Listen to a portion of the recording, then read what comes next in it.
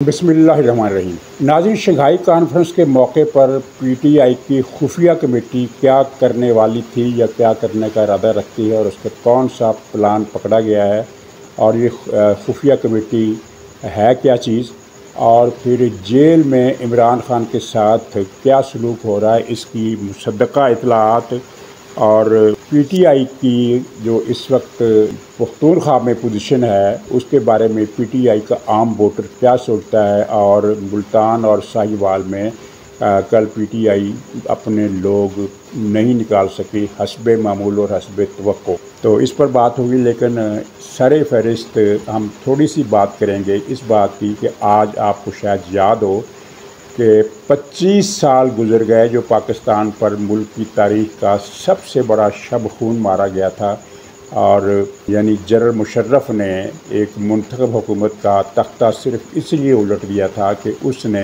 भारत के साथ अमन और कश्मीर के मसले का बाइज़्ज़त और काबिल कबूल और काबिल अमल हल निकालने की कोशिश की थी, और ये कोशिश कामयाब हो गई थी जिसे सबूताज किया गया।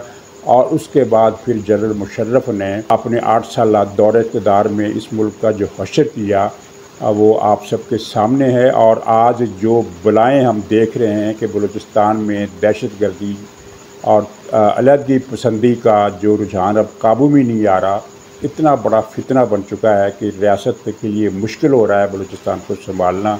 तो ये सब मुशर्रफ का किया धरा है, उसी ने बुनियाद रखी थी, और इसमें कोई शक नहीं कि इसके बाद जनरल कियानी और जनरल राहील शरीफ और जनरल बाजवा ने भी बलूचिस्तान की आग को बुझाने की बजाय इस पर मज़ीद पेट्रोल डाला।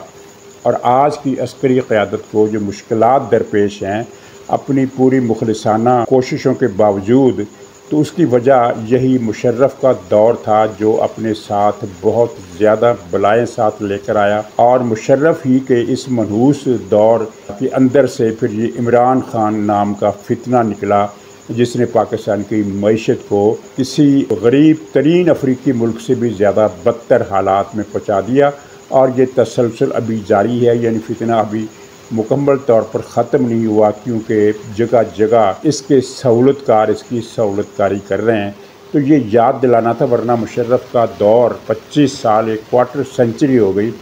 इस पर तो गुफ्तगू करने के लिए कई घंटे चाहिए कि उसने मुल्क को कहाँ कहाँ से किस किस जगह से नुकसान पहुँचाया। मजहबी दहशतगर्दी, फ़िरका वाराना दहशतगर्दी, लिसानी और सूबाई और कौमियती दहशतगर्दी, ये सारी बुनियादें परवेज़ मुशर्रफ अपने मनहूस हाथ से रख कर और उन्हें पुख्ता करके गया था। और अब वो इस दुनिया में नहीं है, लेकिन उसकी बाक़ियात और उसकी ज़ुर्रियात आज भी मुल्क के हर हिस्से में मौजूद हैं और पाकिस्तान को तबाह करने के लिए दिन रात मेहनत कर रही हैं। और ये पीटीआई भी उसी शैतान की ज़ुर्रियात में से सबसे बड़ा गौल है। तो नाज़रीन, एक है पीटीआई की सियासी कमेटी और एक है खुफिया कमेटी। सियासी कमेटी का हाल हमें खुद पीटीआई के सोशल मीडिया से पता चलता है कि पीटीआई के कारकुनों की अक्सरियत नहीं बल्कि तकरीबन 100% कारकुन ये समझते हैं कि ये सियासी कमेटी जो है ये हुकूमत के साथ मिल गई है, हुकूमत के हाथ में बिक गई है। और इन्हीं ने ये रिपोर्ट दी है, और इस रिपोर्ट में किसी हद तक वज़न भी है कि इन्होंने फ़र्दन इनमें से हर एक ने, जिनके नाम लेने की ज़रूरत नहीं, जो भी मंजर आम पर हैं, हुकूमत को अपने अच्छे बच्चे होने का यकीन दिलाया और सिर्फ ये कहा है कि हम सख्त बयानात देते रहेंगे, आप इतनी हमें इजाज़त दें कि हमें सख्त बयानात देने दें, वरना फिर पार्टी से हम निकाल दिए जाएंगे। तो ये इसकी भी मुसद्दक़ा इत्तलाआत हैं कि इनके राब्ते हैं। और फिर गंडापुर ने इनके साथ जो किया है, पीटीआई को अब समझ में नहीं आ रहा कि अब गंडापुर को क्या गाली देनी है। 75% पीटीआई के लोग ये समझते हैं कि गंडापुर ने इमरान खान की पीठ पर छुरा घोंपा, गद्दारी की। बल्कि इत्तलाआत ये है कि 75% से ज़्यादा लोग ये समझते हैं गंडापुर एक अच्छा खासा गुंडा है, इसमें कोई शक नहीं। और वो जो 4 अक्टूबर का जो इनकलाब आना था उसके लिए जो जुलूस लेकर आया, तो उसके बारे में मुसद्दक़ा रिपोर्टें हैं कि इसके जुलूस में स्नाइपर्स भी शामिल थे, यानी जो घात लगाकर निशानाबाजी करते हैं और वो माहिर निशानाबाज होते हैं। और ये 85 पुलिस एहलकार इन्होंने ज़ख्मी किए अपनी स्नाइपर फायरिंग से। अब इन स्नाइपर्स की फायरिंग से अगर पुलिस वालों की जान नहीं गई तो उसकी वजह मेरा ख्याल है ये है कि इनकी स्कीम में ये बात शामिल थी कि पुलिस वालों को हिलाक नहीं करना है बल्कि ज़ख्मी करना है, क्योंकि अगर 2, 4, 5 पुलिस वाले इनकी डायरेक्ट फायरिंग से मारे गए तो फिर जुलूस वालों की खैर नहीं होगी और पता नहीं कितने लोग मारे जाएंगे। इसलिए ये पुलिस वालों को ज़ख्मी करके आगे बढ़ना चाहते थे। बहरहाल अब वही गंडापुर जो है उसने खैबर में जो पीटीएम का जरगा था उसके जुलूस पर फायरिंग से जो 3 अफराद जाँ बहक हुए और 8 ज़ख्मी हुए, बल्कि 4 की इतला है। उसके बाद हालात ने एकदम बिगड़ जाने का रुख इख्तियार कर लिया था, यानी बहुत ज़्यादा संगीन हो जाने थे।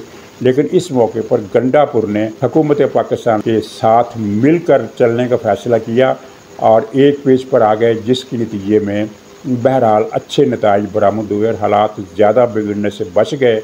और वो प्रोग्राम जो था पीटीएम के अंदर की एक इंतहा पसंद धड़े का के ग्रेटर जरगे में पाकिस्तान से अलहदगी का सवाल जो है वो बल्कि ऐलान किया जाएगा। ये बड़ा ख़तरनाक प्रोग्राम था और इसमें गंडापुर ने रियासत पाकिस्तान के साथ ताउन किया है और पीटीआई इस पर बड़ी बरम है, क्योंकि मुराद सईद से लेकर तो क्या नाम है उसका जो लंदन भागो हुआ जुल्फी बुखारी तक, असद कैसर समेत इन सब की प्लानिंग जो चीज़ें थी वो इस पीटीएम के जरगे के साथ इत्तेहाद की थी और ख़ुद इमरान खान की हिदायत थी कि पीटीएम ने जो मंशूर देना है आपने उसका साथ देना है।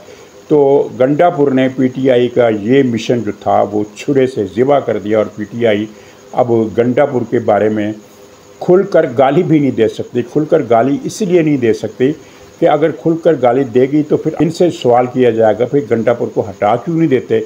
और पोजीशन इस वक्त ये बन गई है हुजूर कि गंडापुर को हटाना पीटीआई के बस में नहीं रहा। यानी एक गुंडा जिसे पीटीआई ने पाकिस्तान पर छोड़ा था वो पाकिस्तान का टेम पेट बन गया।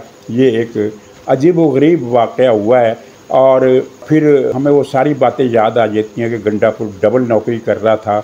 तो उस वक्त ये इतलात भी आई थी कि रियासत ने इससे कह दिया है कि भाई तुमने डबल नौकरी नहीं करनी, नौकरी करनी है तो एक ही करो वरना तुम्हारी छुट्टी। इस तरह की इतलात मिलती रही हैं माजी में। तो अब शायद लगता है कि वो गंडापुर एक नौकरी करेगा और उसने एक नौकरी शुरू कर दी है, लेकिन ज़ाहिर है कि सिस्टम को चलाने के लिए वो डबल एजेंट होने का तअस्सुर देता रहेगा। तो नाज़रीन, ये तो पीटीआई की सियासी कमेटी का अहवाल था। खुफिया कमेटी कौन सी है? खुफिया कमेटी उन भगौरों पर मुश्तमिल है जो बराह रास्त इंडिया और तालिबान से हिदायत लेते हैं। इनमें मुराद सईद है, इनमें हमाद अज़हर है, इनमें इसी तरह के बहुत सारे दूसरे लोग हैं। तो इस खुफिया कमेटी ने अब एक यानी इसका बयान जारी हुआ है मुराद सईद के हाथ से और एक गिलगित वाला जाली डिग्री वाला खालिद खुर्शीद या उसका क्या नाम है इनकी तरफ से कि हम 15 को धरना देंगे, लॉन्ग मार्च करेंगे। क्यों करेंगे? इमरान खान से मुलाकात कराई जाए।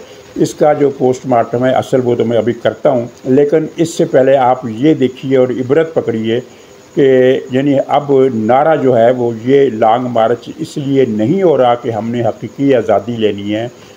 हम हकीकी आज़ादी का जो नारा था, जो मकसद था, वो उन्होंने एक तरफ रखा है और अब जो लॉन्ग मार्च होगा वो इस नुक्ते पर महदूद होगा कि इमरान खान से मुलाकात की इजाज़त दी जाए, मुलाकात करवाई जाए। तो सूरत हाल ये है कि मुराद सईद और ये हमाद अज़हर ये चूहे की तरह बिलों में छुपे हुए हैं और मुराद सईद तो अफ़गानिस्तान में, पाकिस्तान में है ही नहीं। और बिलों के अंदर से ये चूहा एक चैलेंज दे रहा है कि मैं लॉन्ग मार्च करूँगा और उसके अल्फाज हैं कि फिर हमारे लॉन्ग मार्च को रोकना तुम्हारे बस की बात नहीं होगी। पहली बात तो ये है कि तुम बाहर तो आओ, बिल से बाहर तो निकलो। तालिबान ने जो तुम्हें सेफ़ हाउस में छुपाया हुआ है वहाँ से निकलो, पाकिस्तान आओ। सूबा पख्तूनख्वा में तुम्हारी हुकूमत है, तुम्हें वहाँ किस गिरफ्तारी का डर है?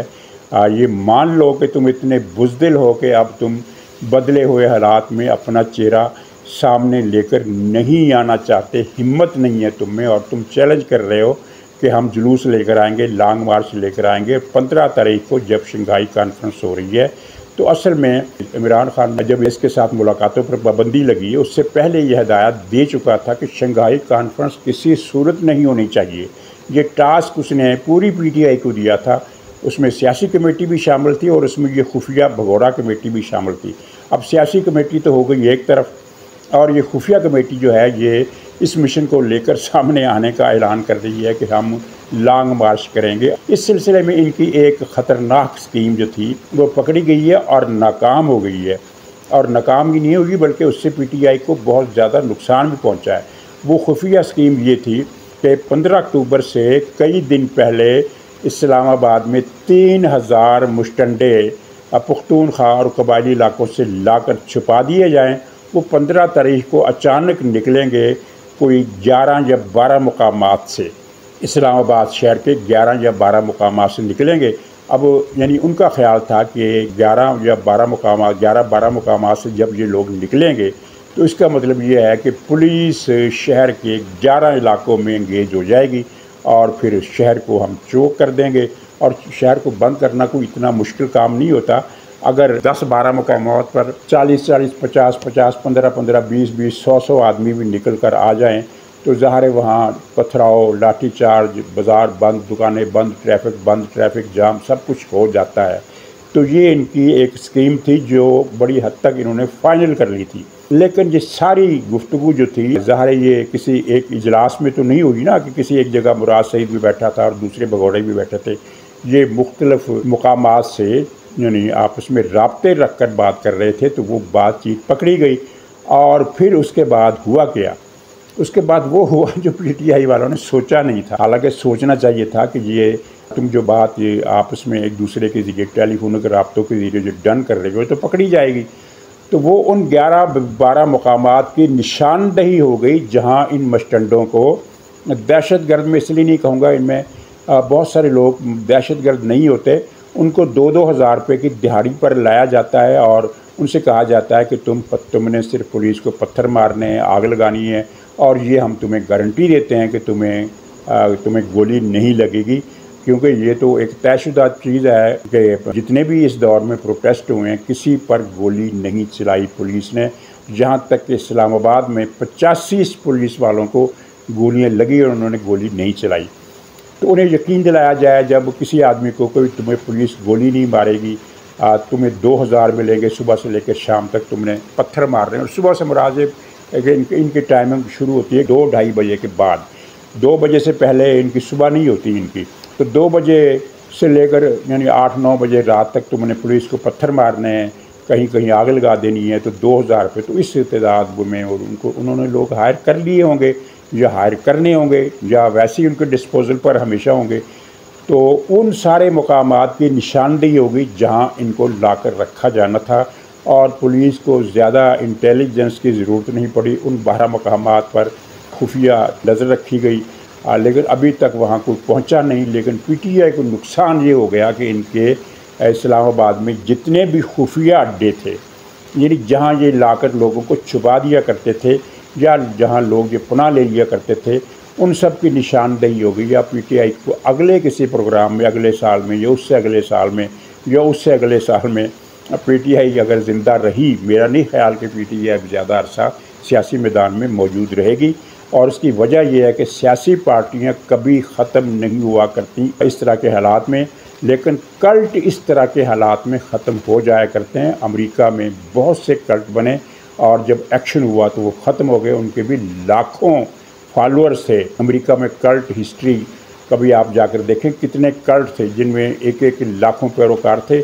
और फिर जब उन पर क्रैक डाउन हुआ तो उनका नामो निशान नहीं रहा, इसलिए कि कल्ट जब बिखरता है तो अपना रोमांस भी अपने साथ ले जाता है, बल्कि उसे दफन कर देता है। तो बहरहाल जब भी इनको आइंदा ज़रूरत पड़ेगी तो इनको नए सिरे से यानी अड्डे ढूंढने होंगे जिनको कमीन गाहें कहा जाता है। तो ये पीटीआई का हश्र हुआ इसकी इस प्लानिंग का।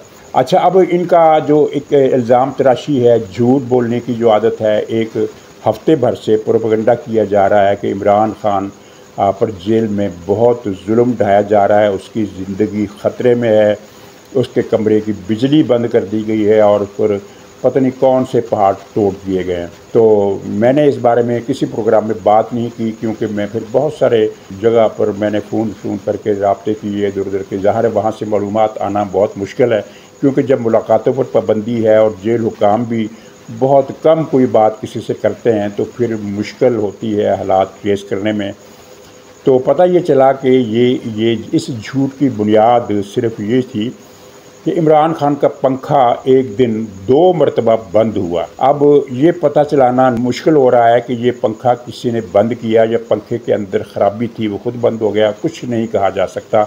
लेकिन बहरहाल एक दिन ऐसा हुआ कि पंखा 2 मरतबा दिन में बंद रहा, लेकिन बाकी टाइम वो चलता रहा। इस बात को बतंगड़ की शक्ल यूँ दी गई और के कहा गया कि 6 दिन हो गए इमरान खान के कमरे की सेल की बिजली बंद है। ये झूठ है, इमरान खान के सेल की बिजली बंद नहीं की गई और सिर्फ पंखा बंद हुआ। कितने घंटे के लिए बंद रहा ये भी मुझे पता नहीं है, लेकिन यानी इतना पता चला है कि पंखा 2 मरतबा कि ये बंद रहा एक ही दिन में। और ये नहीं कि अगले दिन भी बंद रहा, उसमें कोई ख़राबी थी या क्या कोई चक्कर था या किसी ने कुछ किया, वो जो भी है। और बाकी इस पर कोई जुल्म नहीं हो रहा, सिर्फ एक ही तब्दीली की गई है और वो ये है कि इसको वो जो देसी मुर्गा बकरा और दही पनीर अंडे स्लाइस जाम मार्मलेड और वो जूसेस और यखनियाँ और ये सारा कुछ जो इसको मुहैया किया जाता था वो सिलसिला ख़त्म हो गया है। और इसको जेल के अंदर से, जेल के किचन से या मेस से जो खाना बनता है, जो भी उनका वो लंगर खाना होता है जेल का, वहाँ जो खाना सब कैदियों के लिए बनता है और वो कोई इतना गैर मियारी खाना नहीं होता, सादा खाना होता है, लेकिन वो कोई इतना ख़तरनाक नहीं होता जिस तरह ये PTI वाले बता रहे हैं कि इमरान खान को ख़तरनाक खाना दिया जा रहा है। भाई हज़ारों अफराद जेलों में जो खाना खाते हैं वही इमरान खान खा रहा है और ये खाना उसको पहले दिन से मिलना चाहिए था। इसलिए कि ये तो हाई कोर्ट्स ने, इस्लामाबाद हाई कोर्ट और दूसरे जजों ने इमरान खान की सहूलत कारी की थी कि इमरान खान को वही खिलाया जाए जो वो खाना चाहे, जो वो खाने को मांगे, यानी अनोखे लाडले को जेल में भी चांद ला कर दिया जाए। तो वो इस वजह से इसने मौज मेला वो किया ज़रूर। अब इसको अच्छी खुराक मिल रही है और जेल मैनुअल के अलावा भी कुछ ना कुछ इसको मिल रहा है चुगने के लिए, लेकिन वो पहले वाली बहार जो थी कि वो जो पूरी तफसील आप जानते हैं वो नहीं रही। अब जेल मैनुअल का खाना इससे खाना पड़ रहा है, बाकी इस पर कोई जुल्म नहीं हो रहा। हाँ, ये ज़रूर हुआ है कि कॉरिडोर में ये जो वॉक करता था, जो साइकिलिंग करता था, उसका दौरानिया भी महदूद कर दिया गया है। ये झूठ है कि इसका वहाँ वॉक करना बंद कर दिया गया, किसी भी कैदी का वॉक करना बंद नहीं किया गया, लेकिन ये पहले ज़्यादा टाइम ये करता था, अब उस टाइम में कमी आ गई है। तो नाज़रीन, ये सूरत हाल है और गंडापुर को जो गालियाँ पड़ रही हैं और PTI की सियासी कमेटी को जो गालियाँ पड़ रही हैं, उसके तनाजुर में आप इनकी उम्मीदें देखिए कि मुराद सईद ने एक अपने बिल के अंदर से एक चैलेंज दिया और पूरी PTI इस पर खुशियाँ मना रही है। और इन खुशियों को देखकर आपको वो रात याद आ गई होगी, 4 अक्टूबर की रात जब गंडापुर चाइना चौक पर पहुंच गया था, तो PTI पूरे पाकिस्तान में जहां जहां भी इसके लोग थे वो बाकायदा दम साधे बैठे थे, इंतज़ार कर रहे थे कि अब इस्लामाबाद में कोई बहुत बड़ा इवेंट होने वाला है जिसके बाद हुकूमत गिर जाएगी और अल्लाह की दीवारें टूट जाएगी। लेकिन फिर आपने देखा गंडापुर जो था वो KP हाउस में गया और वहाँ से किधर का किधर निकल गया और जो इनकलाब था वो सारे का सारा अपने साथ ले गया। कल इन्होंने साहिवाल और मुल्तान में मुजाहरों की कॉल दी थी, जनाब कोई नहीं निकला। गिरफ्तारियाँ ज़रूर हुई है, 100-150 बंदा वहाँ से पकड़ा गया, 100 इतना ही वहाँ से पकड़ा गया है, लेकिन बाहर जो निकले हैं अगर ये वो 20-25 से ज़्यादा लोग नहीं थे। और जो गिरफ़्तार किए गए उनके बारे में भी कोई यकीन से नहीं कह सकता कि इन सब ने निकलना था, क्योंकि कई लोगों को एहतियाती तौर पर भी पकड़ लिया जाता है कि कहीं ये बाहर ना निकला है। और पुलिस जो करती है वो आपको इल्म है कि पुलिस ने PTI के रहनुमाओं के जो घरों के मुलाजम थे वो भी गिरफ़्तार कर लिए हिफाजती तौर पर।